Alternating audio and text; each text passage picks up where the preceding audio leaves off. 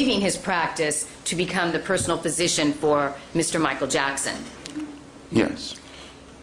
The follow-up appointment was designed to provide you with information such as, was this therapy successful? How had your heart improved? Did you need additional procedures and so forth? Is that accurate? Yes. Was this follow-up meeting important to you in terms of your health and your comfort level about your heart? Yes. Did Dr. Murray keep that appointment with you on June 15th of 2009? No. Did someone notify you that the appointment was canceled? Phoned my home, notified my wife. Your Honor, I have...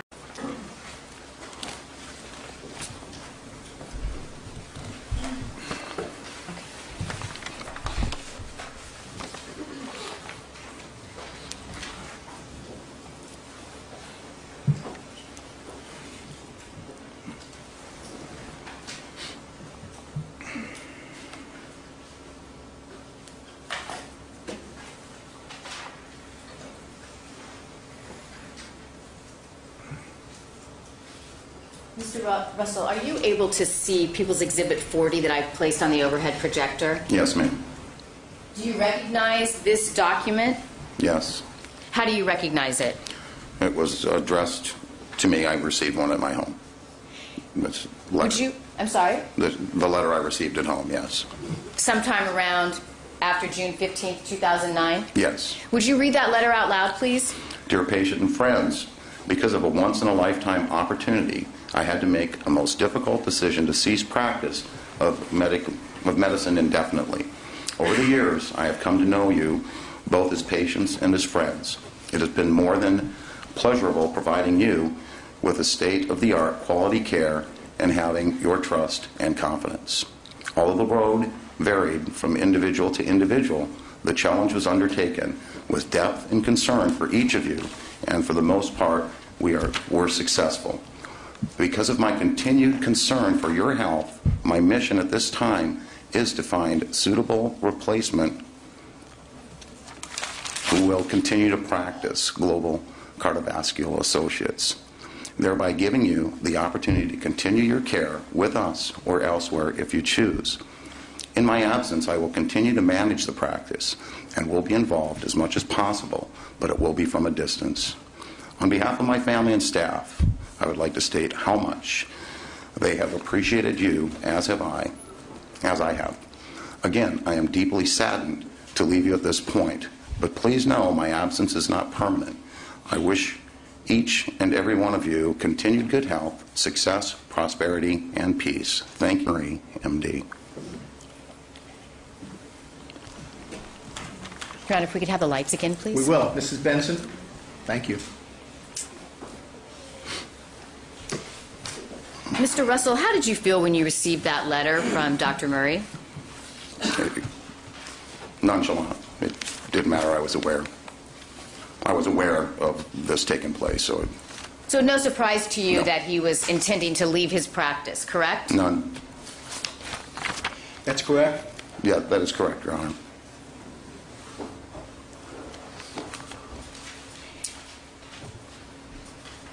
Did you have a second follow-up appointment with Dr. Conrad Murray set for June 22nd, 2009? Yes. What was the purpose or your understanding of the need for that meeting with Dr. Murray on June 22nd? Again, for test results and referral.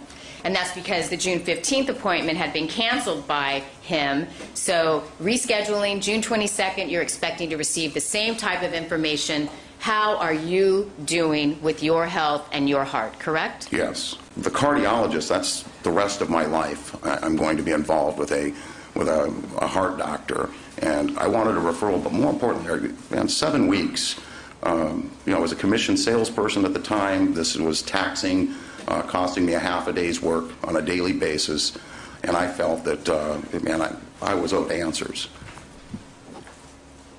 Dr. Murray had described for you this therapy. It was important to your recovery, correct? And a marathon for my heart, yeah. And Dr. Murray had told you that you were near death just a few weeks prior, correct? Yes. Yes. Is it accurate that you were depending on Dr. Murray for your care? Yes. Because at this point in time, you had no referral to any other cardiologist, did you? No.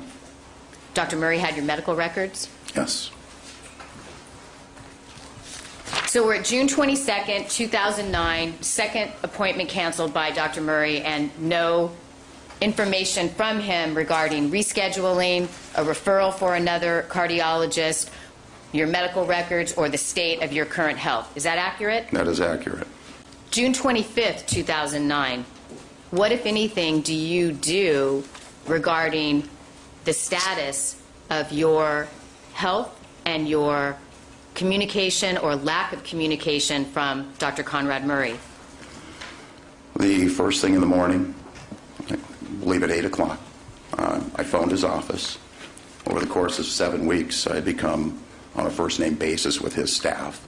They're the ones who had treated you and provided you with the blood pressure cuff and set you up and oversaw your therapy, correct? Yes. Even the receptionist, if you will, who I spoke with. These people saw me every day, so there was formed a yes, ma'am. relationship with them? Just a moment. I'm sorry. People are talking over each other. Please don't. Go ahead. Apologize, Your Honor. Accurate to say, Mr. Russell, that you'd formed a fairly close relationship with the staff members of Dr. Conrad Murray's office, correct? I had formed a relationship with them. Staff members more than you'd seen Dr. Murray, correct? Yes. So you make a phone call and tell us what happened next. I had expressed my frustration.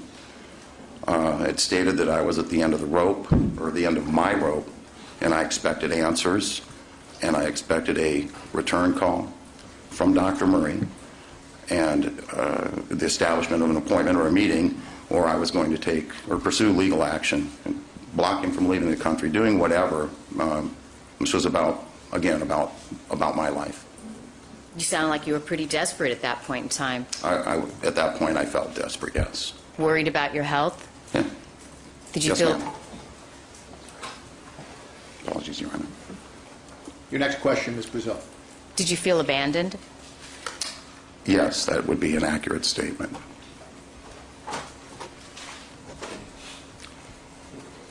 You left the message with the clerical staff at Dr. Murray's office first thing in the morning, 9 a.m., had this conversation, correct? Yes. Did you hear from Dr. Murray later that morning?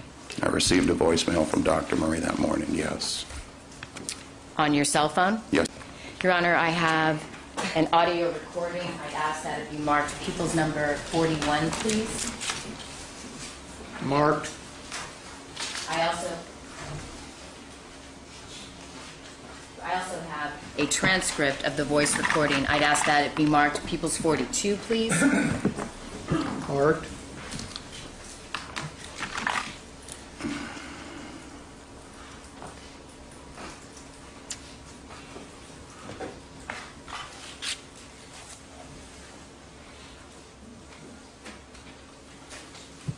Your Honor, Mr. Walgren's going to assist me passing out the transcript. Well, is there any objection? I haven't seen it. What's that? I haven't seen it. Pending defense copy.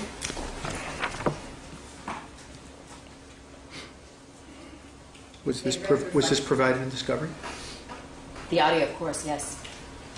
Your Honor, may the record reflect People's 42, which is the transcript, is a 2-page document. Publish People's 42? Yes, Your Honor. Thank you. There being no objection. Ladies and gentlemen, each one of you now will receive your own copy of an exhibit marked People's 42.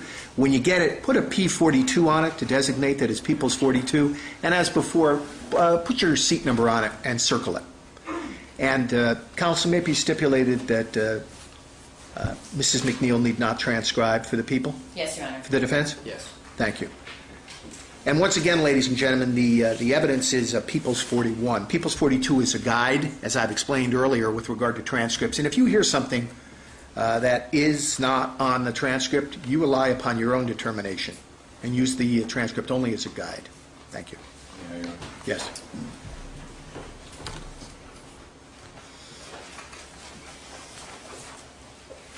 Make it the witness in the court. You may.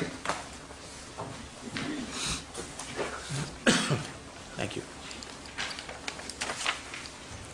Take a moment. People's 42, ladies and gentlemen.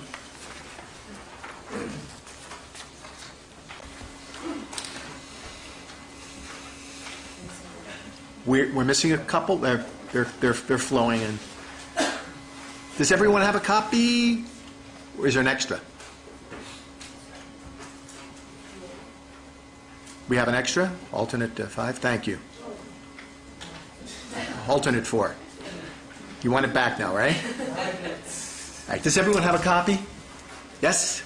It's People's 42. Ms. Brazil. Thank you, Your Honor. This time I'd like to play People's 41.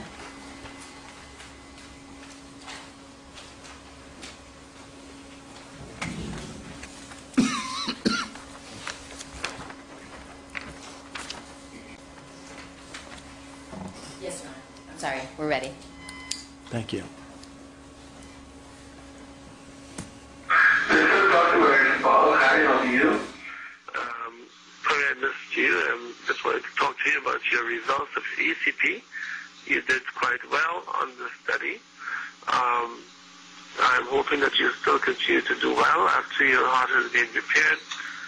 I've had a scheduled appointment with you this past Monday, but unexpectedly some emergencies did not allow me to keep those appointments. I will be again operating in Las Vegas on Monday this coming week. As I do have a reduced schedule, but I do have a covering physician in town for me as I'm doing new out-of-town assignments. But I'll be back on Monday of this coming week where I'll be performing procedures again in the hospital. My patients are still all seen and they are doing quite well. We would love to continue to see you as a patient, even though I may have to be absent from my practice because of an overseas sabbatical. There will be a new physician who is going to be quite capable and is being recruited at this time for the practice. Should you wish to call me back, 702-809-3747, please declare your number when you call. Otherwise, I may not pick it up and I will hate to miss that call. Thank you. Bye-bye. That concludes the playing of People's 41. Thank you. Thank you. Mr. Russell, is People's 41 the same message that you heard that Dr. Murray left on your cell phone on June 25th of 2009? Yes. Prior to coming to court today, did you have an opportunity to look at phone records and see your phone number, 702-808-4989, and the call received at 11:49 a.m. on June 25th, 2009? Yes. How did you feel when you received that phone message that we just heard in court from your cardiologist, Dr. Murray? I was grateful that he took the time to call me. However, I thought the message was odd. Why do you say that? He'd made a statement that my heart was repaired where I didn't know what a heart attack even was, and he had explained to me that it's damaged, and that can never be repaired. That's what a heart attack is. This little area is dead, if you will. So I thought it was strange that he said repaired. I'm looking for scientific facts, not just hearing that it's repaired. I also thought it strange that he said he was leaving on a sabbatical. I mean, I've been aware of what he's doing since before his staff was. So I thought the word sabbatical was strange. And you're referring to the fact that during a follow-up visit, you told us that Dr. Murray had revealed details, including the patient's name, that he was going to be caring for when he left his practice in Las Vegas. Is that accurate? Yes. And at the point in time that Dr. Murray leaves this voice message for you, had you been provided information as to who you would go see as a cardiologist when Dr. Murray is no longer available to treat you? No.